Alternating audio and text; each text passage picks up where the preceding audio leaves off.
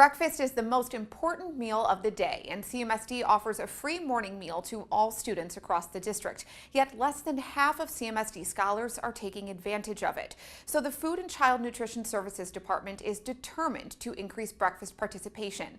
Learn more about those efforts and see how some schools are getting more students to start their day in a nutritious way. Welcome to Shark Café at Adlai Stevenson. Only 6th, 7th, and 8th graders allowed. The Shark Café came about 3 years ago.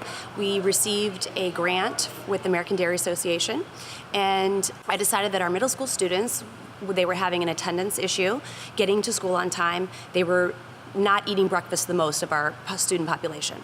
So I decided that it might be a good idea to have a middle school area. We happen to have a great area in our building to have separated, close to the cafeteria, and I thought about myself and how I like to go out with friends and be up at the high top tables. So I thought that would be a good idea.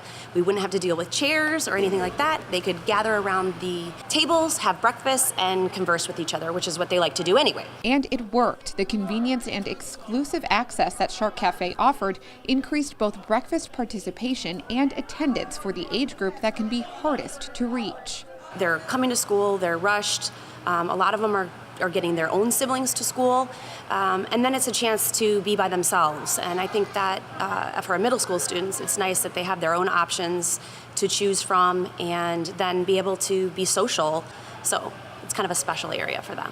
She told me the students take special care of the area too and make sure it's clean. The Shark Café relies on the grab-and-go concept of quick, nutritious, cold breakfast options, and now it's being used as an example around the district. I have used the Shark Café in many of my presentations to other principals, saying that this is a very easy program for us to do.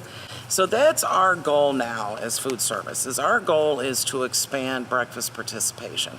You know, right now we're serving about 17,000 plus breakfast meals a day across the district.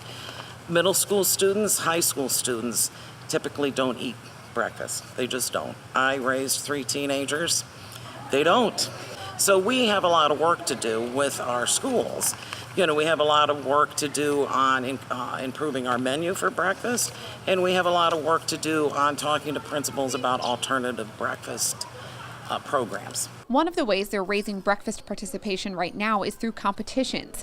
6 K-8 schools are in a contest thanks to a grant from the Children's Hunger Alliance, competing against each other to see who can have the biggest increase in breakfast participation in 1 month. At the end of March, students in the winning school will get prizes. However we can. They say it takes 2 weeks to develop a habit. So that's what we're hoping for with these competitions, that we will encourage the students and actually create that habit of eating a good breakfast every day.